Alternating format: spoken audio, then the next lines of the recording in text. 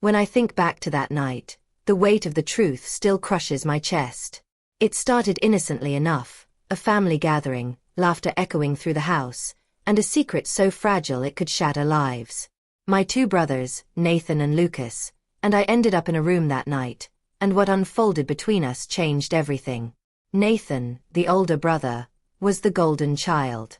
He was sharp, ambitious, and charismatic, someone who commanded attention effortlessly.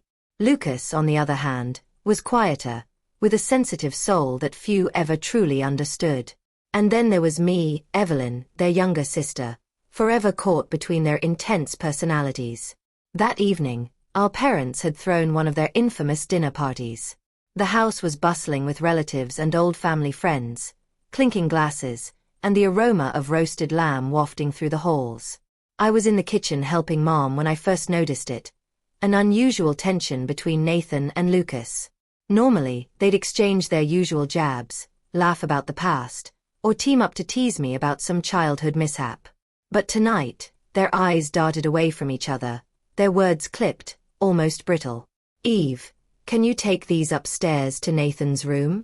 Mom handed me a tray of freshly baked brownies. "Sure," I said, grateful for a break. Nathan's room was a sanctuary, neat, stylish, and filled with books that reflected his meticulous mind.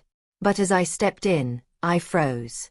Lucas was already there, pacing by the window. His face was pale, and his fists clenched and unclenched at his sides. "What's wrong?" I asked, setting the tray on Nathan's desk. He looked at me, his brown eyes stormy with an emotion I couldn't place.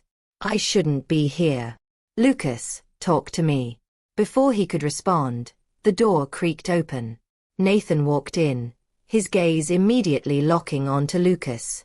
The air between them bristled with an unspoken tension. "What's going on?" I asked, looking between them. Nathan shut the door behind him and leaned against it, his arms crossed. "Maybe it's time we all had a little chat." "About what?" I pressed, feeling the knot of dread tighten in my stomach. Lucas looked away, his jaw tightening. Nathan stepped forward, his voice low and cutting. "About loyalty. About betrayal. About the fact that my little brother can't seem to keep his hands off what's mine." My breath caught. "What are you talking about?" Nathan's gaze pierced Lucas. "Go on. Tell her. Or should I?" Lucas's shoulders slumped, the fight draining out of him. "It's not what you think, Nathan. Not what I think." Nathan's laugh was hollow. "You've been sneaking around with her behind my back, Lucas. How am I supposed to think otherwise?" "Her," I whispered. My mind raced, piecing together fragments of conversations, stolen glances I'd noticed but dismissed. "Wait, you mean Emily?" Emily was Nathan's fiancée, a stunning, intelligent woman who seemed to complete him in every way. They were the couple everyone envied, the ones destined for a perfect life. Lucas looked at me then, his eyes glassy with regret. "I didn't mean for it to happen, Eve. I swear." The room spun. "Lucas, please tell me you're not serious." He ran a hand through his hair, frustration etched into his face. I tried to stop it. I did. But we connected in a way I can't explain. Nathan's voice cracked like a whip. "Connected? She's my fiancée, Lucas. Do you have any idea what you've done?" The two of them moved closer, their anger boiling over. I stepped between them, my voice trembling. "Stop it. Both of you." Nathan glared at me. "Stay out of this, Eve. You have no idea what's at stake." "Maybe I don't," I shot back, "but fighting isn't going to fix it." Lucas looked at me, his expression one of pure anguish. "Eve, you know I never wanted to hurt him." "And yet you did," Nathan spat. "You couldn't stand seeing me happy, could you?" "That's not true," Lucas shouted. "You don't know what it's like to always be in your shadow, Nathan. For once, someone saw me for who I am, not who I'm supposed to be because I'm your brother." "Emily saw you." Nathan's voice dripped with venom. "She used you, Lucas. And you let her." The accusation hung in the air, heavy and unforgiving. I looked at my brothers, two people I loved more than anything, tearing each other apart. "Stop," I said softly, my voice cracking. "Please." Lucas sat down on the edge of the bed, burying his face in his hands. Nathan stood rigid, his hands clenched into fists. "Does she know you know?" I asked Nathan. He shook his head. "Not yet. But she will." Lucas looked up, panic flashing across his face. "Nathan, don't. Please. Don't ruin her life because of me." Nathan laughed bitterly. "Oh, now you care about someone else's life? Enough." I shouted. "This isn't just about you two. Think about what this will do to everyone. Mom, Dad, Emily. You can't let this spiral out of control." For a moment, silence reigned. The three of us sat there, the weight of the situation pressing down on us. Finally, Nathan spoke, his voice cold. "You're right, Eve. This isn't just about us. But I won't pretend this didn't happen." He turned to Lucas. "You'll tell her or I will." Lucas's face fell. "Nathan, please." "No." Nathan's voice was steel. "You made your choice. Now live with it." As Nathan stormed out, Lucas slumped against the wall, his eyes filled with tears. I sat beside him, unsure of what to say. "I ruined everything, didn't I?" he whispered. I put a hand on his shoulder, my own heart breaking for both of them. "You made a mistake, Lucas. But it's not too late to make things right." What happened next was a whirlwind. Lucas confessed to Emily, who broke off her engagement to Nathan. The fallout was devastating. Our family dinners turned into icy silences, and the bond between my brothers seemed irreparably damaged. Months later, Nathan moved to a different city, throwing himself into work. Lucas stayed behind, grappling with guilt and trying to piece his life back together. As for me, I became the reluctant keeper of their fractured relationship, trying to mend what felt like an unfixable rift. Looking back, that night in Nathan's room was the turning point, the moment our family was forever changed. And though the scars remain, I hold on to the hope that time and love will eventually heal them. As the days turned into weeks, the silence between Nathan, Lucas, and me grew unbearable. I had become a mediator of sorts, always caught in the middle of their bitter divide. Each time I tried to have a conversation with either of them, it felt like I was chipping away at a wall too thick to break through. Nathan became more distant, retreating into his career, and Lucas buried himself in guilt, hardly leaving the house. I knew I couldn't stand by and let this break our family completely. So I did what I thought was the only thing left to do. I invited both of them to meet.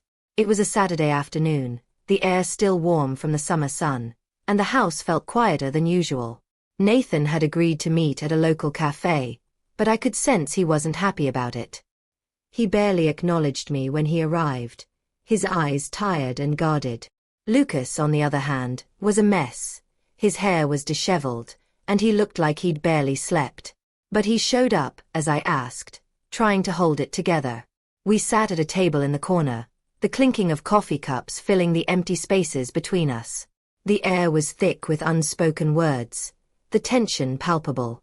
Lucas, on the other hand, was a mess. His hair was disheveled, and he looked like he'd barely slept. But he showed up, as I asked, trying to hold it together. We sat at a table in the corner, the clinking of coffee cups filling the empty spaces between us. The air was thick with unspoken words, the tension palpable. "I don't even know why we're here, Eve," Nathan said, leaning back in his chair, arms crossed. "I don't know what you're hoping for. Maybe a miracle," I replied softly.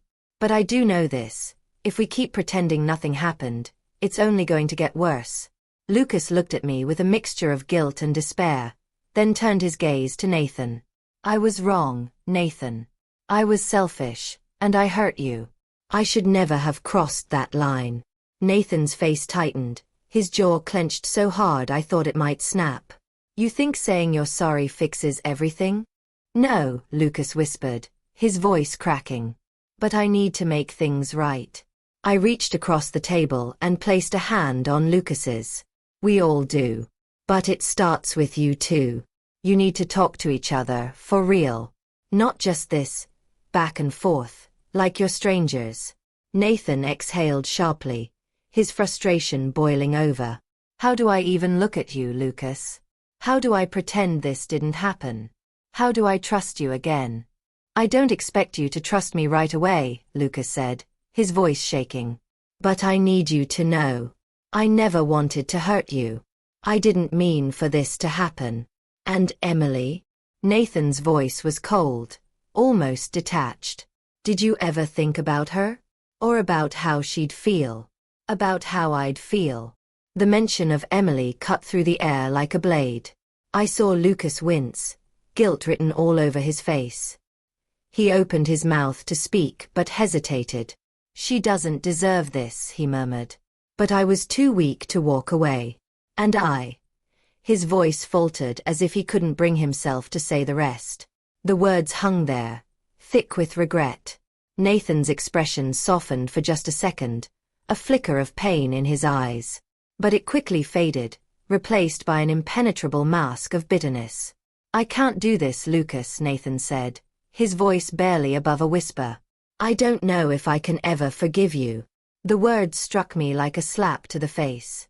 I had hoped for reconciliation, even if it took time, but the rawness of the pain in Nathan's voice was almost too much to bear. But Lucas wasn't done. He leaned forward, his eyes desperate. Please, Nathan. I can't change what I've done, but I can spend the rest of my life trying to make it right. Please. Don't shut me out completely. Nathan didn't reply immediately. Instead, he sat there, staring into his coffee cup, his brow furrowed as if weighing the consequences of every word. After what felt like an eternity, he spoke again, his voice softer but resolute. I don't know if I can forgive you, Lucas. Not yet. Maybe not ever. But you're still my brother. The words stung more than I expected, but they also carried a faint glimmer of hope. The fight wasn't over yet. Days turned into weeks, and the strain between my brothers only grew. Nathan kept his distance, burying himself in his work, refusing to acknowledge Lucas unless it was absolutely necessary. Lucas, on the other hand, tried relentlessly to rebuild the bridge he had burned. He started going to counseling, trying to understand the root of his actions, and even reached out to Emily to apologize. But Emily wasn't as forgiving. She cut ties with both of them, and as much as Lucas tried to explain, she couldn't bring herself to face the betrayal. Emily had always been the type to hold on to her pride, and this was beyond her limits. I tried to comfort Lucas, but there was only so much I could do. The damage was done. He had broken the heart of the woman he loved, and in turn, he had shattered the bond he shared with Nathan. It wasn't until one fateful evening, several months later, that the silence finally broke. Nathan came to my room late one night, his face drawn and weary. I could tell something had shifted. He didn't say anything at first, just stood there, as if gathering his thoughts. After a long silence, he spoke. Eve, I don't know what I'm supposed to feel anymore. I hate what Lucas did, but I miss him. And I can't keep pretending that he doesn't matter to me. I didn't know how to respond. I'd been waiting for this moment, praying for it to happen, but now that it was here, I found myself lost for words. I can't just go on with this, Eve, he said, his voice thick with emotion. But I can't let him go either. I don't know what to do. I stepped forward and placed a hand on his shoulder. You don't have to have it all figured out, Nathan. Just take it one day at a time. He's your brother. That's not something you can erase, no matter what's happened. Nathan nodded, his eyes filled with something I hadn't seen in a long time: vulnerability. The next day, Nathan reached out to Lucas. Their conversation was raw, filled with pain and regret, but there was an unspoken acknowledgement that they still cared for each other. It wasn't a grand gesture of forgiveness, but it was a start. It wasn't a clean resolution, nor a happily ever after. But after months of tension, the weight of their silence had finally begun to lift. In the end, things between my brothers didn't return to what they once were, But there was progress. Slow, hesitant, but real. Nathan found a way to move forward, and Lucas continued his journey of self-discovery and atonement. As for Emily, well, she remained a chapter in their past. The love they once shared couldn't survive the betrayal. But I hope, deep down I hope, that someday they'll both find peace with it all. Because family, no matter how broken, is worth fighting for. This version gives more emotional depth to the characters and their journey toward healing, with a more gradual and realistic approach to reconciliation. Would you like any further changes or addition?